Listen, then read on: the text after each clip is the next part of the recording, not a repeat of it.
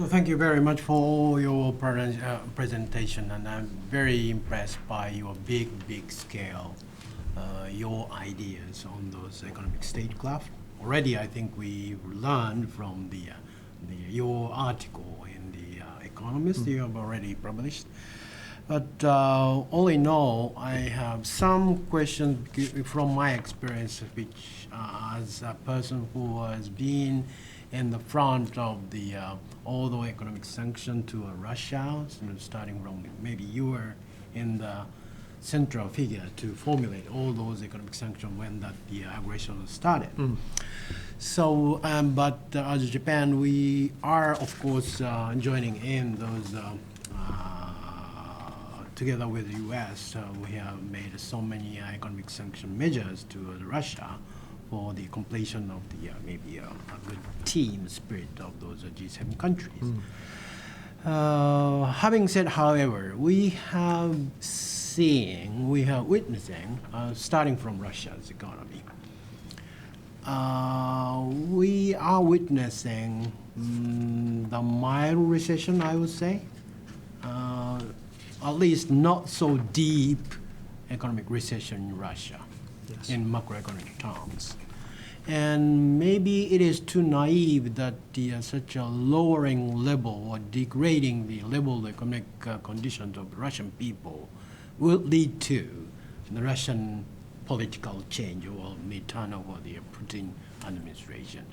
Having said that, maybe with that decline of economic activity in overall Russian economy, together with embargoes of those critical parts of services from G7 countries, had, I think, contributed to the decline of the capacity of the Russian military for their waging the war. So maybe we have to analyze, as you said, what is the efficacy of how those measures has contributed to the goal of those measures. But do we have, even though you said you have already such a strategic objective was already published or maybe announced, but is there any written document of those measures and the ultimate goal of those logical trees in paper? Or so starting from that question, I would like to hear you. It's a great question. I think the answer is no. There is not yet, at least to my knowledge, a document in the public domain that documents the efficacy of these measures, what went well, what didn't go as planned, and what lessons we can draw for future instances. But I think we should. I think it's part of the process of being accountable and creating credibility in the conduct of statecraft. You mentioned the depth of the recession being smaller than many had predicted, including me, by the way. And you're correct that the depth of the Russian recession is not what many had assumed. But I would say on this point, I think it's important to understand what President Putin has done is essentially created a Potemkin resilience in the Russian economy. It's not real. What he has done is limit the short-term depth of the Russian recession by sacrificing his economy's long-term growth potential. And I say that because the depth of the recession was accomplished by three policy choices in Russia. Number one, capital controls. So capital controls in Russia arrested the free fall of the ruble, and that stopped the spike of inflation and allowed the central bank of Russia not to continue to keep their interest rates at emergency levels that had reached 20%, the highest since Russia's debt default in 1998. But capital controls are not an economic free lunch. It's a form of self-isolation. And Russia's imports, especially of high-tech products, has collapsed. And the cost is that Russia will lose the ability to modernize and diversify its economy in a way that would benefit the Russian people. That's an unfortunate choice that Putin made. The second choice he made was to weaponize energy. And of course, when you weaponize your supply of energy, it increases the price. that increased his trade surplus to record levels, and that flattered his GDP growth. But when you weaponize energy, what you do is you lose the G7 as your energy customer, which was half of the total prior to the invasion, probably permanently. The G7 is never going to come back to Russia as its customer. And the third choice that Putin made was to ramp up government spending and to create a wartime economy. Government spending was up 60% year over year in 2022 in Russia. Again, that's not without costs. That has, once again, pushed up inflation, it's pushed up interest rates, and it's crowded out borrowing and lending in the private sector of Russia. So those are choices he's made, but I think over the long run, what we'll find is that the sanctions effort has made Russia a smaller, weaker, more isolated economy. It's lost access to capital markets, it's lost access to cutting-edge technology, it's lost access to half of its customer base. Over 1,000 multinational companies have fled Russia. Up to 1 million of Russia's best and brightest people have fled. And this is the choice, the tragic choice that Putin has made, and he alone is responsible for it. I see. Thank you very much. So in order to understand what is the main objective of those measures, and then the such merits and demerits, and also a degree of the efficacy of those measures, is the thing we have to analyze, maybe not daily, but periodically, and then to make it as lessons maybe to be learned for the future of those conflicts. That is once again, the objective of those doctrine. Is that what you're saying? I understand. So yes, I think it's important for us to be quite precise in articulating what were the strategic objectives of these sanctions. And again, I think there were three. One is in the short term, maximize the costs on Putin for the continuation of the war, subject to an acceptable amount of spillovers. 2 is degrade his capacity to exert influence over the medium term. And 3, create a negative demonstration effect for autocrats. The way in which, so those are the strategic objectives, and we laid out 5 channels. I mean, I recall doing so at the White House podium, 5 channels through which we would accomplish those objectives. Number 1 was deliver a capital account shock to the Russian financial sector. By blocking the largest Russian banks and its central bank from any transactions with G7 economies. We wanted to generate a wave of capital outflows, a free fall in the ruble, a spike of inflation, sky-high interest rates, a recession that would get amplified by financial distress, and a wave of outflows of companies and people. So that was channel 1. Channel 2 was to cut off Russia from leading-edge technology, that would modernize the military-industrial complex in Russia and prevent him from launching a war like this one ever again. The third channel was to downgrade Russia's status as a leading energy supplier over time.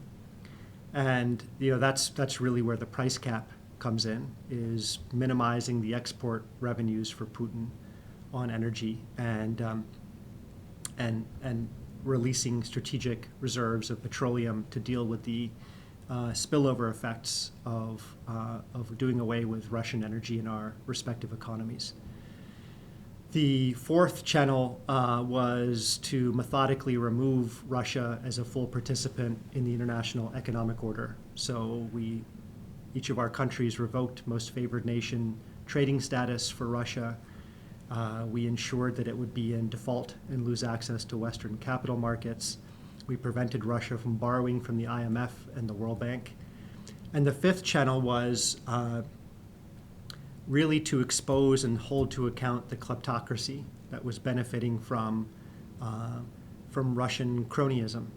Not because we thought the oligarchs would be able to influence Putin, but it was really to undercut his narrative domestically, to show the Russian people that they've been getting ripped off by Putin for a very long time, and to show that by seizing the physical assets that have been accumulated by Putin and his cronies, the yachts, the private jets, the fancy apartments, the fancy cars.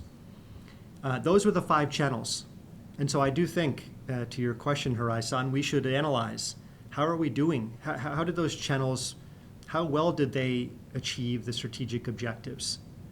But ultimately, I think this is a difficult analysis to perform because, as I said, sanctions were never intended as a standalone measure to win the war. It was always going to be the case that the most important effort we could provide was to support Ukraine's fight for freedom on the battlefield. And sanctions would serve as a complementary prong, and ultimately as a source of diplomatic leverage in the negotiations to end this war. So we have to wait until all of that unfolds to judge whether sanctions were in fact providing the support to this effort that we envisaged. I see. And I think it's a very wonderful idea to have those doctrine among the countries which is maybe connected to each other or tied to each other to combat of those aggression to the or change of status quo by force. But when we will have those maybe doctrine, I think we should have an idea of the terms or speed or those kind of length of those measures and then the expected time of those outcomes. Otherwise, the longer the sanction will be, the maybe the collateral damage of those degree of the collateral damage on those country who is imposing sanction is larger. Yes. We are witnessing so many Western countries, especially ruling party, losing the elections because of the inflation, because of the maybe collateral damage of those sanctions. So and also maybe, if I may, that the next year will have you have a presidential election. Yes. So it is very important timing to see how far we can get of those economic sanctions on that the war in Ukraine. So in that sense, time is very important factor. I understand. So how do you think of those maybe time or terms in the doctrine? So I think this really gets to the rationale for having guiding principles that guide the design of sanctions before they're implemented. So, I think even before, next time we are in we didn't have a doctrine that was in place before deploying these sanctions. But the next time, because there will be a next time, that's the world we live in, I think for the sake of transparency, for the sake of accountability, we should articulate pretty clearly that the sanctions that we design and signal to a target meet the principles that we've articulated. And so the ones that I illustrated, can we demonstrate ex ante before the sanctions are deployed that they are responsible to avoid unnecessary spillovers to the target population, the civilian population of the target, but also to the global economy? Are they sustainable for the global economy? Are they calibrated so that there's enough coordination to create a large coalition, et cetera, et cetera? We have to demonstrate that they meet those principles. But I think, again, these responses and the analysis that we perform before deploying sanctions have to be weighed against the counterfactual, the alternative of not using sanctions. Because sanctions are really, they fill the policy space between going to war and just issuing words of disapproval when there is a threat to global peace and security. And so, yes, there will be spillover costs that we assess from sanctions, and that will have consequences, often in terms of inflation and in terms of growth, and that has a political cost. But what's the cost of doing nothing? What's the cost of standing by when there is naked aggression, for example, in the heart of Europe? What are the uncertainties that it causes if we just did nothing? The chilling effect it would cause, the signal it would give to autocrats that also want to redraw borders by force. What are those costs? Because that's I think, the correct analytical exercise is to lay out those two scenarios and then decide whether the benefits of using these measures, these sanctions, outweigh not just the direct costs of using them, but also the alternative, scenario of standing by and letting aggressors do what they wish and to violate the principles that have kept the international order for 70 years. Thank you. So in order to stop those aggression or unilateral aggression of the Russian military force on the Ukraine, maybe we, as you suggested, as you pointed out, we need more cooperation from so-called global south. Yes. And then you mentioned some reason why we couldn't get the 2/3 of those countries consensus joining to our economic sanctions. And but from their eyes, maybe those economic sanctions or some economic distress incurred by those economic measures was just a nuisance for them. So, and then you suggested more bigger cooperation or economic engagement with those global south is really needed. Yes, we completely agree. So where would you like to start from? Maybe a debt relief thing you mentioned, that the economic crisis. Where would you like to start? From my eyes, for example, such a sanctions on Russian energy sector and trigger the big price hike on those crude oil and gas, and in some parts maybe coals, was maybe such a big negative factor for all those global south countries. And then those countries were had been encountered of those Western countries saying, no, you shouldn't stop using the coal. You should stop using the oils and the gas and all those fossil fuels. You should forget it. But all of a sudden, they are sucking up all the natural gas. What is going on? And then all the prices going up. What is this? That is the voices I heard from those countries. Yes. So where would you like? Should we start to gain more consensus from those global south countries? Well, there is a massive problem that is staring us in the face. And it's a collective action problem we have to solve, which is the debt distress that 60% of low-income countries currently face. The IMF estimates that 60% of the low-income countries in the world are either in or near debt distress. And that percentage has doubled since 2015. We know that many of these countries are in debt distress for reasons that are no fault of their own. Okay, they've had to deal with the pandemic, yes. Then they had to deal with the spike in food and energy prices after Russia's invasion. And they have to spend, of course, quite a bit of money to deal with the effects of climate change. Sub-Saharan Africa, for example, is the region that contributes the least to global emissions, but has the most vulnerability to climate-related shocks. And, the largest bilateral creditor right now to low-income countries is China. The G20 announced a common framework to restructure debt in a consistent and orderly way. But that framework has neither been commonly shared and implemented almost not at all. So we have to come up with a solution, and I would propose a grand bargain that the G7 countries could spearhead. And number one, we would go to these countries that are in debt, and let's just be very clear, many of these countries are paying more than 1/3 of their government tax revenue in debt service.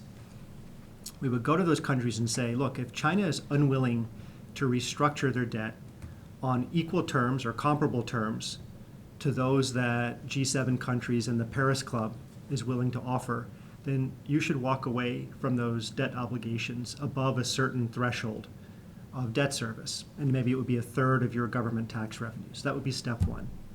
Step two would be to go to the IMF and say, you should do for these low-income countries in sub-Saharan Africa what you did for Ukraine. If you recall, in 2015, the IMF, for the first and only time in its history, decided to lend to a country that was in arrears to another government. That country was Ukraine, that had arrears to Russia. And the IMF agreed to, even in those circumstances, offer a bailout program to Ukraine.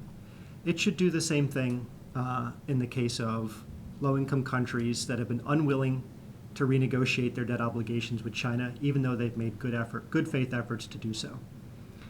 But number three, if we're going to convince the IMF to take that step, and if we're going to convince debtor countries to walk away from their largest bilateral creditor, the G7 has to be willing to step up at pace and at scale to backfill for the financing that those countries used to receive from China. And this is where the positive tools of economic statecraft come in. We have to come together and offer debt financing, yes, but also equity financing, infrastructure financing, supply chain partnerships, new sources of funds that are concessional in terms of the lending rate in a way that gives developing countries a choice. Right now, Beijing is the only game in town. So you can't fault any of these countries from continuing to borrow from China. We have to offer them an alternative, a positive alternative.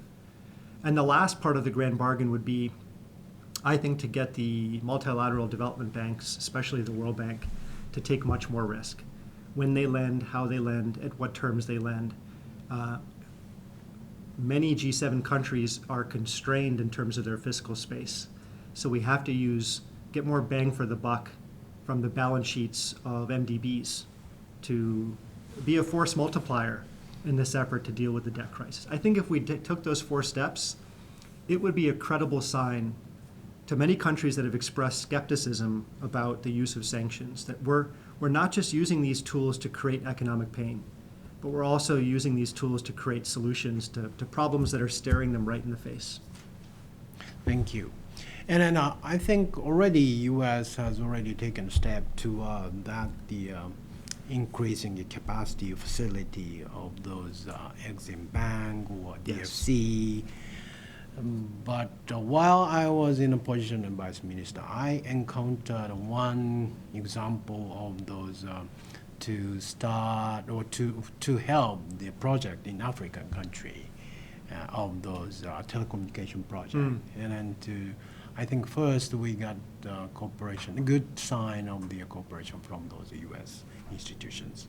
But I don't know the reality, but I guess some maybe consideration or concern about the human rights issue in the country has blocked of those maybe financing. Yeah. Maybe those, priority of those political objective is always the maybe difficult. Sure. So how can you heighten of those needs to help those global south is maybe bigger than maybe of those human rights, minor human rights, or I don't know, that is the reason, but other political object. Yes. How can you heal of those conflicts of the other political projects?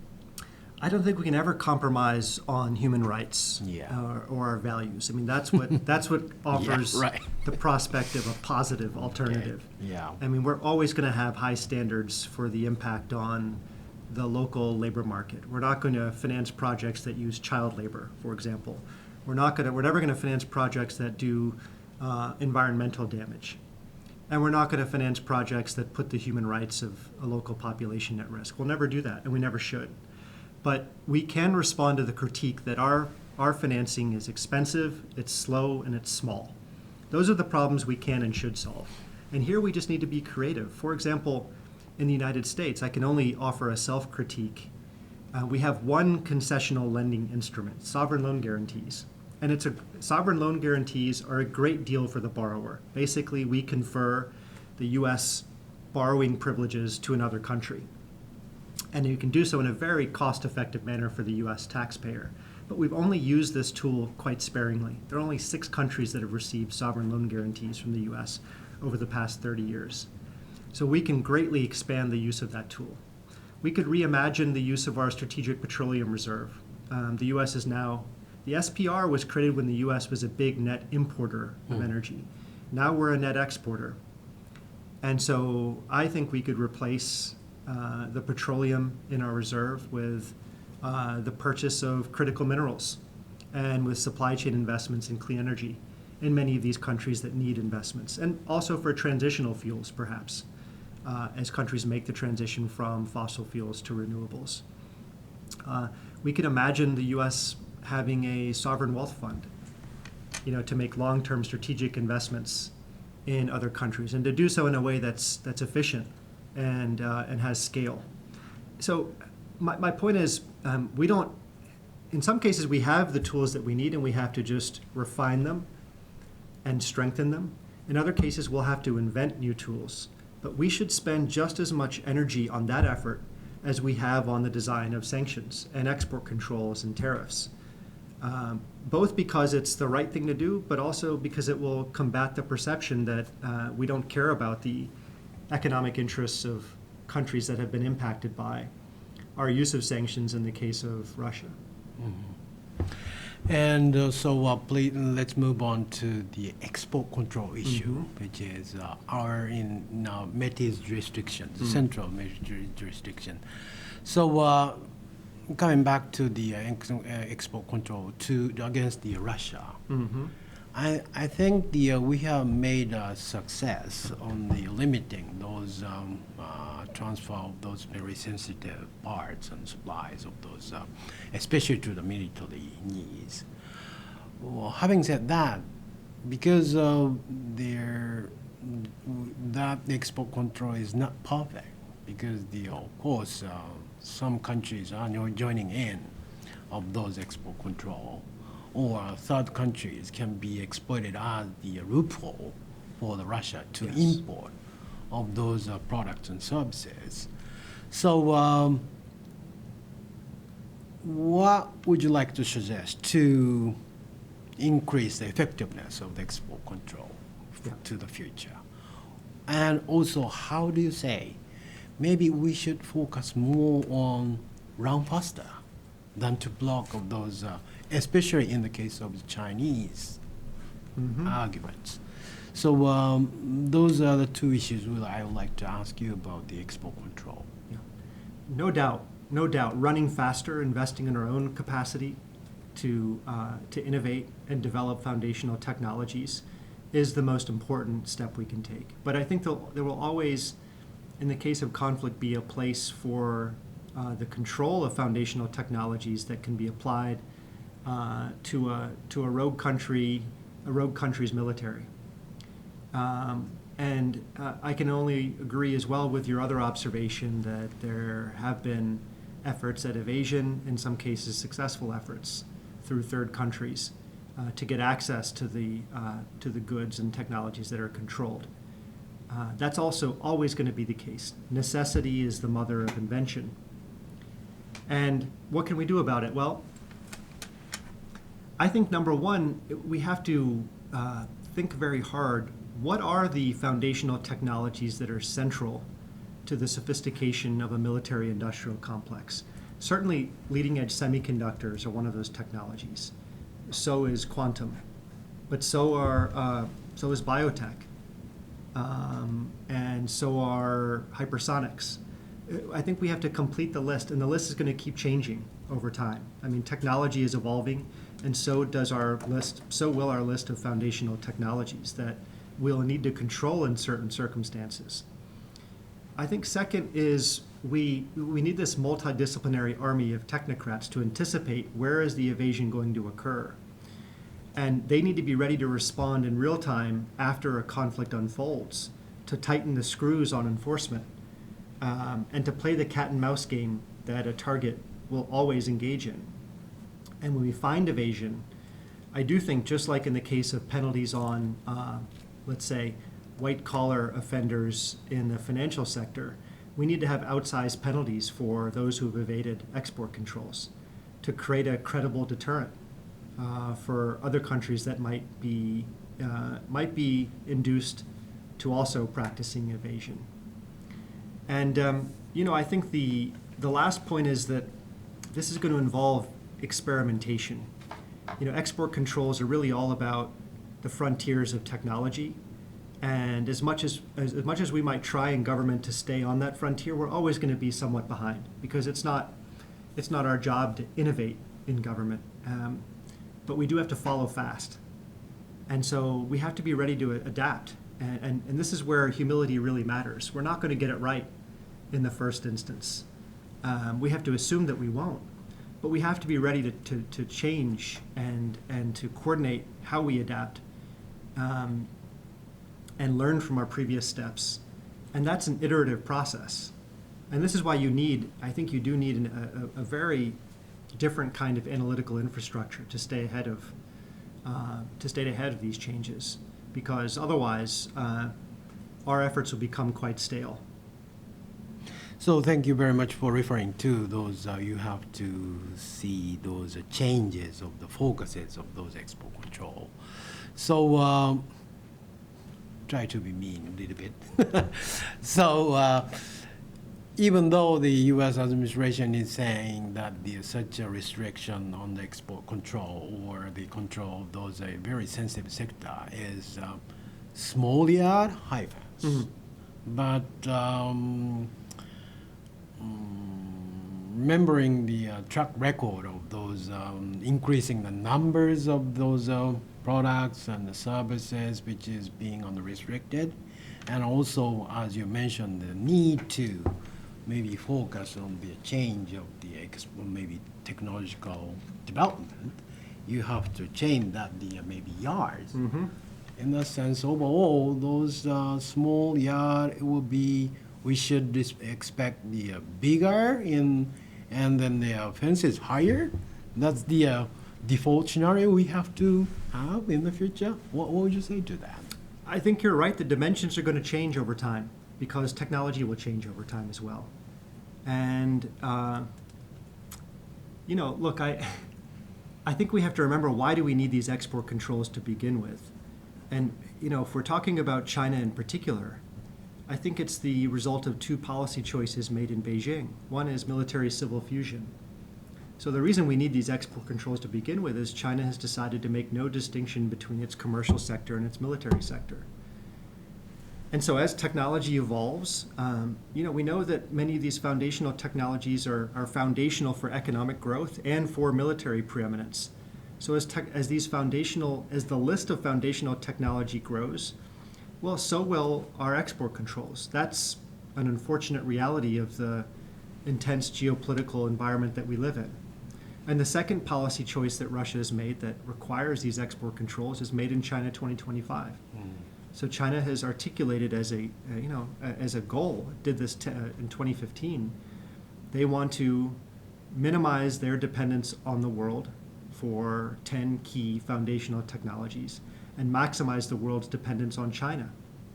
So that is a very mercantilist mentality as it relates to these foundational technologies.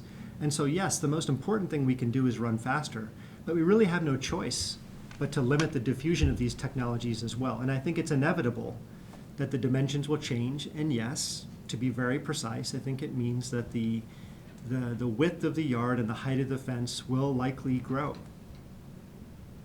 Okay, maybe that's, I think, the cold fact. I think that's where we are living in.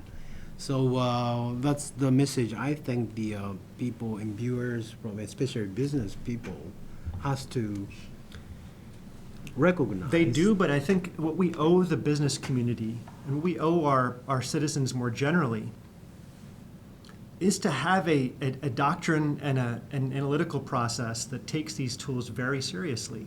So to really think hard about what is the efficacy, not just in the immediate sense, but in the over the long term of using export controls, for example. We know this is a multiplayer, multi-stage game that will play out globally over the course of years. So we should simulate how would the use of export controls on AI and quantum and biotech and hypersonics, how would it play out? We have a choice to make. China will make a choice. Third countries will make their own choices. Are we net better off 10 years from now if we use these tools? And we should have to pass a threshold of efficacy before we deploy these tools. So that's the kind of, I think that's the kind of comfort we can provide to the business community, is that we will undergo that type of analysis and we will discipline the way in which we deploy these tools in a way that they can find credible. That's what we owe them. And I think that's the work that we have before us. Thank you. And maybe the final question I would be, is maybe I think that maybe comprehensive analysis is needed for to make the more useful doctrine to be alive. And you said the importance of the personnel growth in those macroeconomic and microeconomic, finance, engineering, all those kind of stuff. And if I may, you pointed out that is only the personal issue in the United States, but of course the cooperation, international cooperation of those analysis is much better than your maybe U.S. only analysis. So how would you like to foster those international cooperation for that the analytical activities among the G7 countries, at least I shouldn't limit it to G7 countries, maybe like-minded countries. How would you like to how would you like to incentivize all those countries to step in for those bigger cooperation of the analytical works? Well, I think in some sense we have to take Japan's lead. I mean, you've been at the forefront, Japan has, in terms of developing, a team that's focused on economic security. Your national security strategy laid it out. You now have a much more advanced bureaucratic effort in terms of embedding economic security within your national security apparatus. So that's important because we all, I think, within the G7 and beyond the G7, need to establish a similar type of team that can identify each other, interact with each other. That's the first step, is having people to talk to. And then it's going through each tool, sanctions, export controls, tariffs, investment restrictions, inbound and outbound, price caps, and so forth, and simulating scenarios, conflict scenarios, to say, how might we deal with a conflict scenario in which we need to use one or several or all of these tools? Bring all of our experts on the microeconomics of each critical supply chain and analyze together, if we use this tool in this supply chain, what will be the effect on the target? What will be the effect on ourselves, not just in year 1, but also year 5 and year 10? And arrive at a common shared understanding of the likely effects, the likely impact, the likely benefits, the likely costs before we deploy these tools, not afterwards. And we may never come to agreement on the analysis. We may not, but at least we will understand each other and our respective vulnerabilities. That's the kind of work that has to begin. It's a lot of work, and we better get started. Thank you very much for all those questions, mean questions. No, not at all. Not at all. They're great questions. Thank you very much. Thank you. Okay, thank you. I'm so impressed by the discussion between Hirai and Shin-san. And time is limited, so I have just one question. And as you mentioned, the collective action among G7 is very important. Adding to that, the involvement of the global South countries is also important. And my question is very simple. What kind of international framework is effective for the collective action or among the involving global South countries? 2 weeks ago, IPEF ministers meeting was held in San Francisco, and IPEF can be these kind of international frameworks. So could you give me some idea?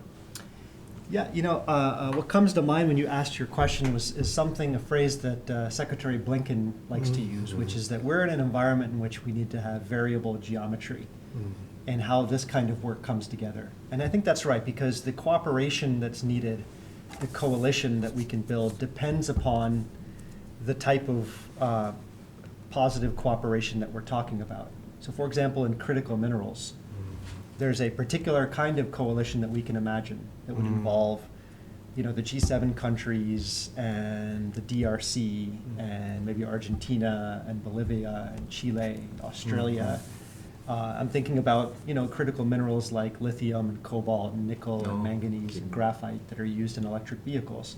So you can imagine a coalition of some sort that comes together around resilience in critical minerals. And of course, one exists already. Then there's another kind of coalition that would probably exist for leading edge semiconductors. And that would, of course, have to involve Korea and Taiwan and Japan and the US, and the Netherlands, and some other countries. So I'm just saying, I'm giving you a couple of examples. It will differ with each supply chain. For debt relief, it would be the Paris Club, plus other creditor countries that would need to come together around the grand bargain that I was describing. And then we would have to loop in China, ultimately. So, I don't think there's just one grouping. I would like to say the G20 is the place for this to happen, or IPEF, or the UN. But I think that's the world as it should be. It's not the world as it is. Okay, thank you very much. Now it's time to close the webinar.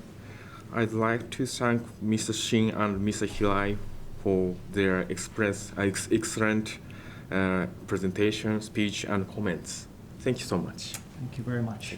Thank you very much for having me. Thank you. Pleasure. Thank you. Thank you.